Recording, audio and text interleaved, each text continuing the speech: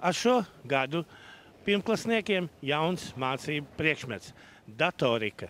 Nav vēl visās skolās, bet kā pilotprojekts diezgan daudzās skolās tas būs. Bērniem netiks mācītas programmēšanas valodas. Bērniem tas būs vairāk kā spēle, iespēja apgūt datoru, kā saka, gandrīz vai rotaļojieties. CSDD šim pasākumam var teikt par godu, vai nu speciālu, vai nu ne, ir radījis arī jaunu spēli satiksmes drošībā.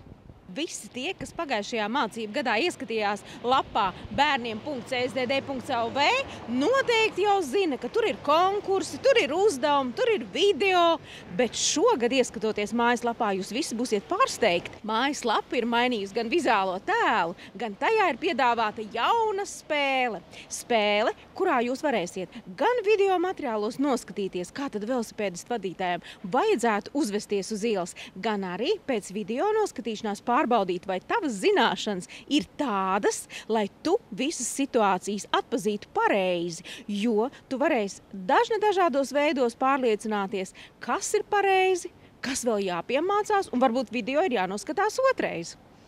Vai pirmklasnieki, kas sāks tagad mācīties to datoriku, viņš tiks galā to spēli, viņi pietiekoši tāda rotaļīga?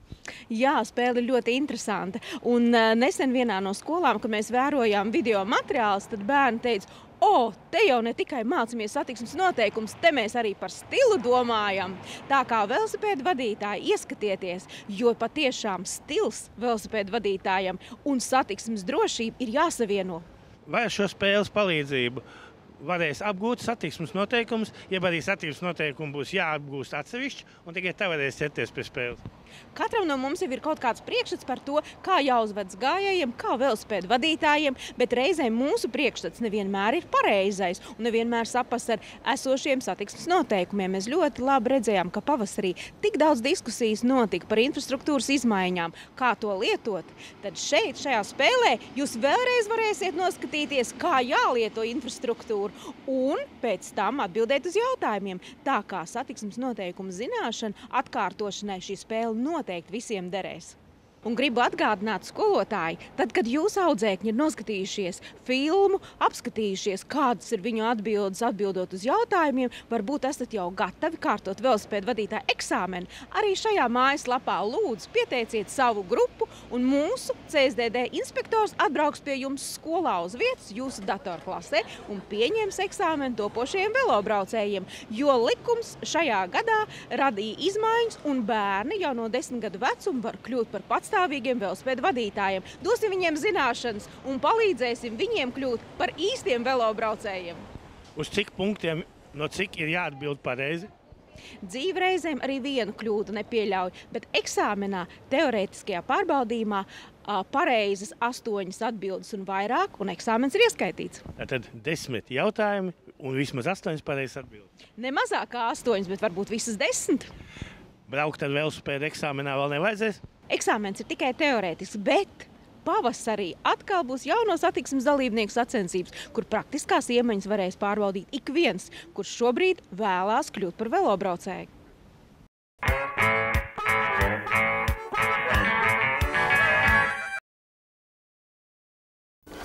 Maigoni ilgais vai beigāt no parāda?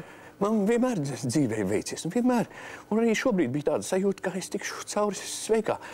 Es tā kā agrāk arī esmu braucis bez otstas, bet iekritu. Un ar savu neapdrošināto mašīnu ieskrēju taisni džipā. Tagad jāmaksā, es nemaz nezinu, kur lai ņem tik daudz naudas. Bet es samaksāšu parādu. Brauciens bez otsta nozīmē, ka zaudējumi par izraisītu ceļu satiksmes negadījumu tiek sekti no paša kabatas.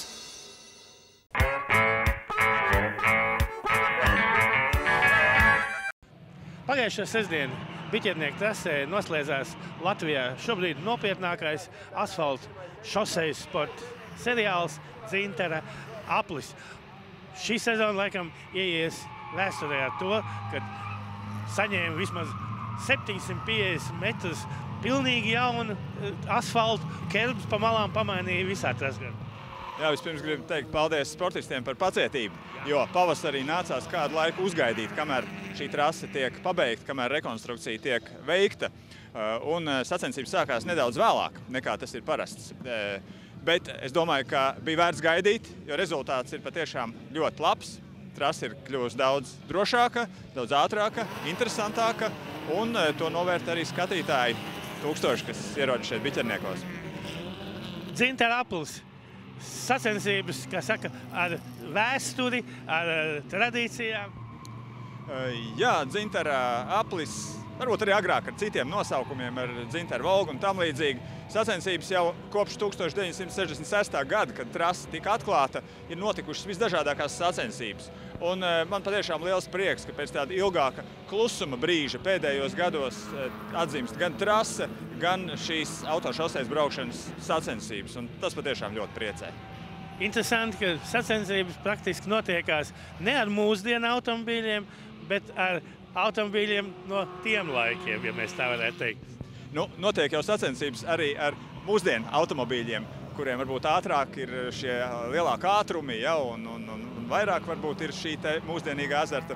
Bet tieši šie vēsturiskie automobīļi, manuprāt, bija tie, kas palīdzēja atzimt trasē, jo tie bija pirmie, kas saglabāja tradīcijas. Un jāsaka, ka viņi jau nebrauc tādā pastāvīgas režīmā. Tie, kas nāk uz šīm sacensībām un skatās sacensības, redz ar kādiem ātrumiem šie automobīļi brauc. Tur ir gan negadījumi, gan asi līkumi, jā, tas ir īsts autosports. Un uz piedestāla mēs redzam Matīs Mežaks, rallija zvaigzne, Aivars Laipnieks, kā viņš ir zvaigzne daudzos autosporta veidos. Tā kā arī tie cilvēki, kas piedalās, arī, teiksim, vēsturiskas personības, man kaut kā jāsaka. Jā, vēsturiskas personības, un viņi acīm redzot atrod arī to, cik interesanti ir šī sacīkstene. Ja? Ne jau velti viņi šeit piedalās šajās sacensībās, ne jau droši vien tur kausa dēļ, ja, bet tieši šī azarta, šīs intereses dēļ. Un noslēgumā spožs šovs no Mārtiņa Aleksandroviča, šeit jau jāsaka pasaules klases šovs. Jā, man liekas, ka tāda sezonas noslēguma var lepoties jebkura trasa, jebkurš braukšanas seriāls. Tiešām pasaules klases sportists ar lielisku priekšnesumu. Vienkārši trūkst vārdu, sirds drebēja. Tātad vēl ir atlikušas vienas sacīkstes, un tad ziemas guļa, ja pareizāk sakot, ziemas sporta veidi. Jā, vēl pat ir pāris sacīkstes Biķernieku trasē, gan ne vairs Dzintara apļu sacensības, cita veida sacensības.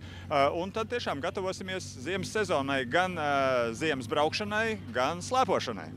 Un pēc tam nākamgad pasaules čempionāta posms. Jā, tam gatavošanās norisinās jau šajā gadā, jau laicīgi, jo darbi ir ļoti daudz. Mēs runājam par pasaules rallycrossa čempionātu Rīgas posmu, par ko droši vien jau skatītāji ir informēti un zina, un patiešām ļoti, ļoti gatavojamies šim nākamā gada notikumam.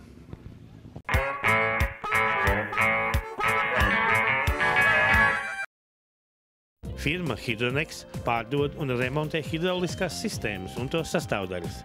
Projektē, uzstāda un veic servisu. Firmai Hydronex ir 3 tirdzniecības un servisa centri – Rīgā Skandu ielā 13, Aizkrauklē, Enerģētiķu ielā 15A un Krustpils pagasta Asnātos. Servisu centros izgatavo hidrauliskās šļūtenes, kā arī var iegādāties hidraulisko sistēmu sastāvdaļas un eļļu. Darba laiks no 8 līdz 18, nepieciešamības gadījumā iespējams 24 stundu servis. Firma Hydronex. Autodarbnīca ar vairāk kā 20 gadu pieredzi, Rolis servis, Čiekurkalna 2. līnijā 41, atgūst neatkarību un atgādina, mēs iedziļināsimies jūsu auto problēmās un piedāvāsim saprātīgāko risinājumu.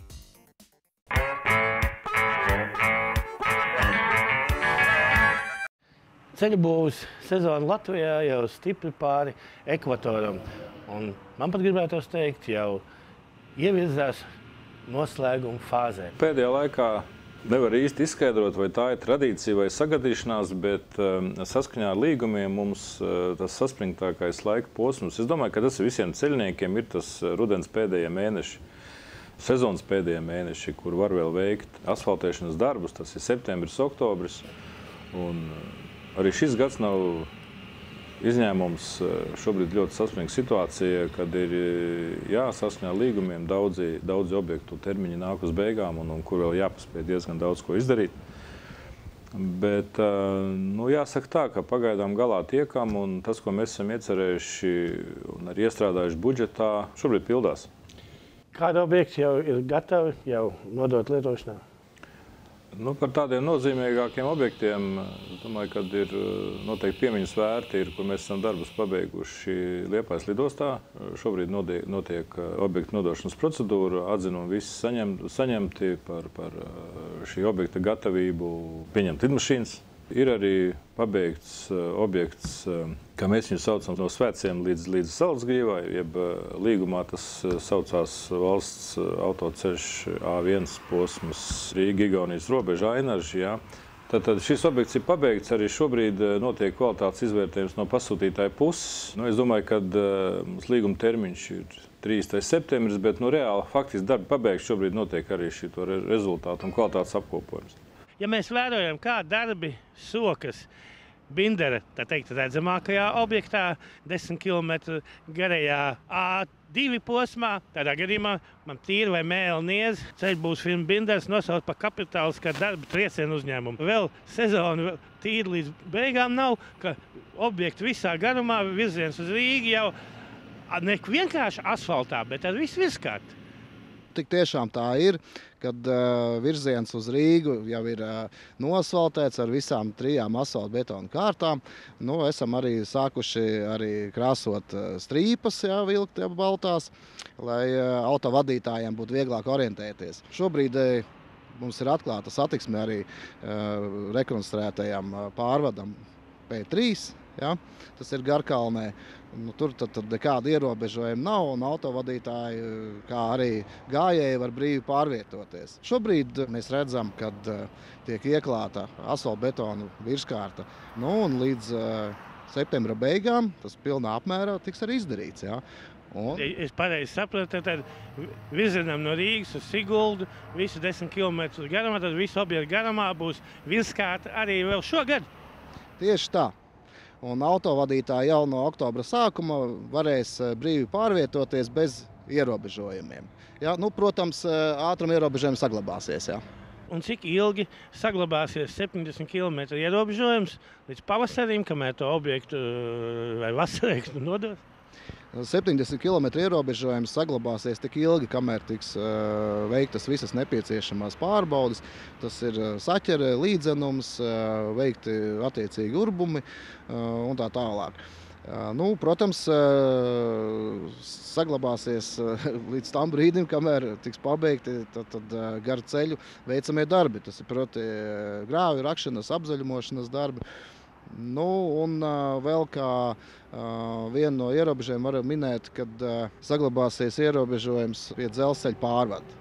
Virgulkungs, sakiet, tas ir tiešām tā, kā es to saprotu, kāpēc visiem parametriem nākošais gads tas tikai tiks noņemts šis 70 ierobežojumi? Nē, mēs plānojam tā, ka visā posma garumā visi ierobežojumi tiks noņemti uz decembra sākumu. Ņemot vērā šo lielo intensitāti, ja, tad mēs esam izvērtējuši situāciju, savas arī iespējas, ja, un esam krietni sakoncentrējuši spēkus, lai šo objektu pabeigtu šogad. Lai brīvi varētu autovadītāji braukt no Rīgas uz Siguldu un arī atpakaļ. Šī projekta ietvaros arī rekonstruējām 2 tiltus. Tas ir Garkalnes pārvads, ja, un dzelzceļa pārvads. Protams, arī gājēju tunelis. Šajā te A2 posmā Rīga, Sigulda, Igaunijas robeža. Kādas darbus mēs veicam? Ja mēs skatāmies pēc projekta, tad šī posmā mums bija jāveic esošās asfaltbetona segas rekonstrukcija. Tas ir proti reciklēšana ar cementu pievienošanu un jaunu asfaltbetona 3 kārtu ieklāšana. Un tagad par vēl vienu objektu, kas ir jūsu atbildībā. Liepājas lidlauks. Uz šo brīdi Liepājas lidlauks jau ir tiesīgs. Principā viss pārbaudas ir izietis, lai tur uzņemtu lidmašīnas, kaut gan es saprotu, ka regulāri reiz tur sāksies tik nākamgad. Šobrīd tiek gatavota dokumentācija, lai varētu objektu nodot eksploatācijā, ja, un pēc tā, kad būs objekts nodots eksploatācijā, ja, tad attiecīgi pasūtītājiem būs jāpiestrādā pie tā, lai saņemtu visus nepieciešamos certifikātus, ja, tad jau tad pirmos lidojumus var gaidīt. Kas īsti tika izdarīts Liepājā? Cik dziļi raka, uztaisīja garāku, platāku, stāvāku? Principā tika atjaunota asfaltbetona virskārta skrejceļam. Rakts nekas netika, ja mēs runājam par pašu skrejceļu. Tika sakārtotas drenāžas sistēmas, izbūvētas. Tas jau ir jau pašā lidjoslā, ja, blakus skrejceļam, kas atrodas. Izbūvēta moderna skrejceļa uguņu sistēma, ja, ar modernām iekārtām, ja, lai nodrošinātu Eiropas normas. To mēs paši savām acīm redzējām, kā no Zviedrijas bija atlidojis Saab tehnoloģijas lidmašīna un pārbaudīja to, vai uguņi pareizi saregulētu, vai viss tur pareizās krāsās, pa labi, pa kreisi, lidoja krustām, šķērsām, uz augšu, uz leju, un beigās atzina, pa labu esam, kā saka, nu tad Liepāja var gaidīt tuvākā pusgada laikā. Visdrīzāk Liepājas starptautiskie lidostā parādīsies arī regulāri reisi. Nākamais ceļbūves firmas Binders atbildības objekts ceļa Liepāja Lietuvas robežā rekonstrukcija posms no Rucavas līdz Nīcai. Ļoti apjomīgs objekts. Binders būvē objektu A11, Republikas nozīmes ceļu, no Nīcas līdz Rucavai. Kopā tas ir 23 km, tā skaitā 2 tilti pār Līgu un Paurupi. Tā ir ceļa rekonstrukcija, vai vietām tur izstāsta pilnīgi tā kā jaunu būvē, tur roka ārā gan līdz smilti? Tā ir ceļa rekonstrukcija. Visā garumā, vai tiks arī paplašināts ceļš? Nē, ceļš paliek tajā pašā 7,5 metru platumā. Bet rokamies līdz smiltī? Kā nu kurā vietā? Tur, kur nespēja nav, tur rokamies jau 1,5 metru dziļumā. Kur nespēja, tur noņemam tikai asfaltu veco kārtu un atjaunojam, uzliekam šķēmas, reciklēt to kārtu un asfaltu divās kārtās. Kad šis objekts jānodod? Objekts jānodod nākošā gada 30. septembrī. Un kāda prognoze? Protams, tas tiks izdarīts. Vai ir kaut kāda sarežģījuma šajā objektā? Nu, protams, ir sarežģījumi kā jau visos objektos, bet tie salīdzinoši nav lieli sarežģījumi un tie tiek operatīvi likvidēti. Tā kā tas beigu termiņu tas neietekmēs. Šī brīdī, es domāju, tas traģiskākais ir milzīgais luksuforu skaits objektā, un kas izbraukšana cauri padara diezgan palēnu. Patreiz šodien bija 14 luksuforu. Un tas pat cik jārēķinās cilvēkiem, kas taisās tur braukt cauri, cik ilgāk būs? Parasti es izbraucu no viena līdz otram stundas laikā 23 km. Tad rēķiniet aptuveni 40-45 minūtes vienā virzienā papildus. Un cik tālu tiksim līdz ziemai, līdz būdās sezonas beigām? Praktiski mums jāizpild šogad ir 60%. Tas ir aptuveni, principā ar pirmo kārtu būs kaut kādi 10-12 km ceļu. Ar pirmām 2 kārtām asfaltu? Nē, mums vispār ir tikai 2 kārtas. Šī projektā ir tikai 2 kārtas, tad pirmā kārta asfalts būs vismaz 12 km. Un ceļbūves firmas Binders svaigākais objekts Krišāna Barona ielas rekonstrukcija. Esam sākuši ārdīt bruģi. Principā termiņi ir īsi. Un slikti tas, ka darbi jāuzsāk uz ziemu. Nevis kā vēlējāmies, varbūt vasaras sākumā. Bet esam mobilizējušies un strādāsim līdz ziemai, lai pagūtu visus darbus pabeigt. Cik garš šis objekts ir? Viss ielas garumā vai kāda daļa? Jā, tā tad visa iela no Aspazijas bulvāra līdz Brīvības ielai. Tas ir praktiski 3,5 km.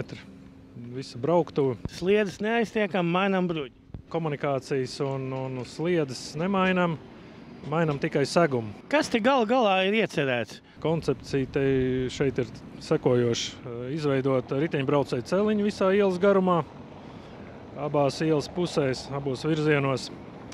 Brauktuvi? Jā, uz brauktuves rēķina. Principā autovadītājiem būs jārēķinas ar to, ka no vienas puses būs riteņbraucēji, no otras puses būs tramvajs. Faktiski kaut kā būs jāsarūmējas ar tiem velosipēdistiem, kuriem noteikti būs priekšroka, bet tad jau automobīls nespēs ierūmēties savā joslā. Viņam nāksies, to velosipēdistu vai palaist vai apdzīt un pēc tam atkal iebraukt uz to velosipēdu joslu. Tieši tā, būs interesanti. Šobrīd to tikai var stādīties, kā tas būs, bet dabā mēs redzēsim, cik veiksmīgi automobīlistiem izdosies tie manevri, jo jaunie tramvaji arī ir kļuvuši garāki un iespaidīgāki. Līdz ar to uz tās ielas autovadītājiem vietas ir mazāk. Kad ir cerēts objektu pilnībā nodot? Objektam ir atvēlēts 120 dienas. Tātad no 14. septembra esam uzsākuši. tad mēs varam sarēķināt. Tas ir nākošā gada janvārs.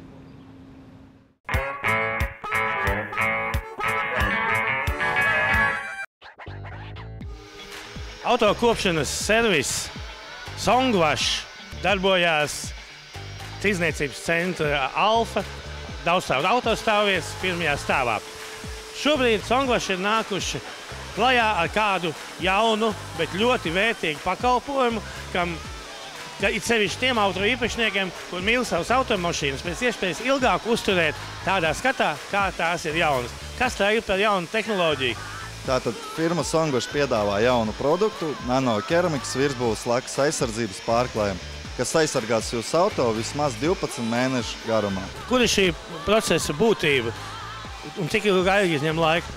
Process ir diezgan garš, jāatstāja mašīna ir uz veselu diennakti, jo mašīnas virsbūve ir jātīra no sāls, dārvas, metāla, kas var būt gan uz jaunām, gan uz vecām mašīnām.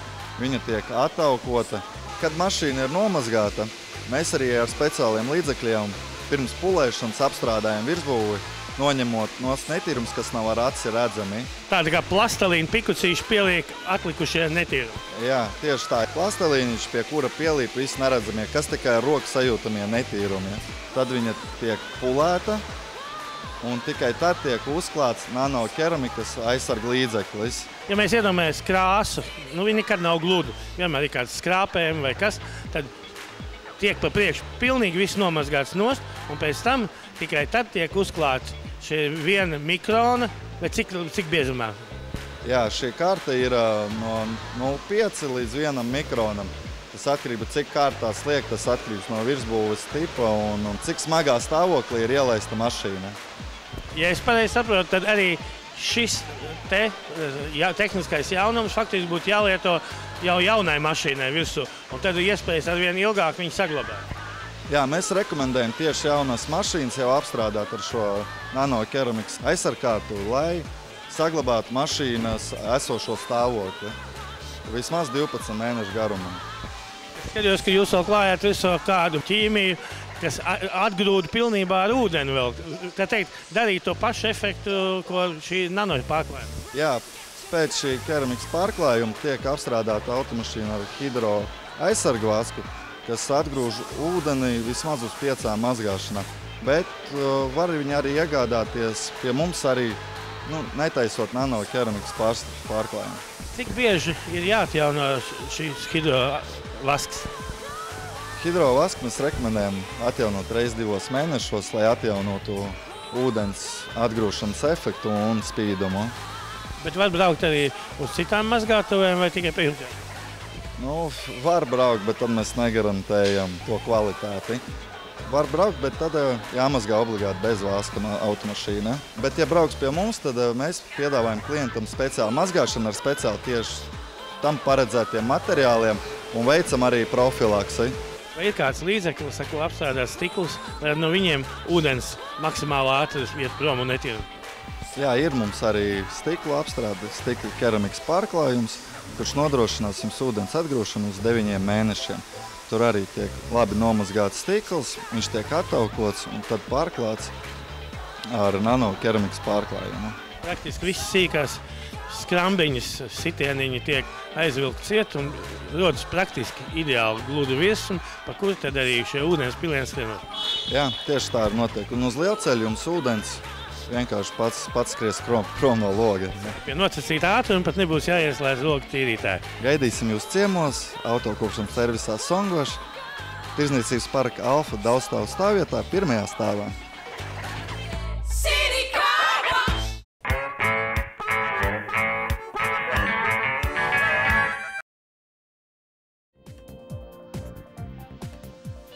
Raidījuma veidošanā izmantoti Media Range datu nesēji. Izplatītājs Baltijā TX Latvija.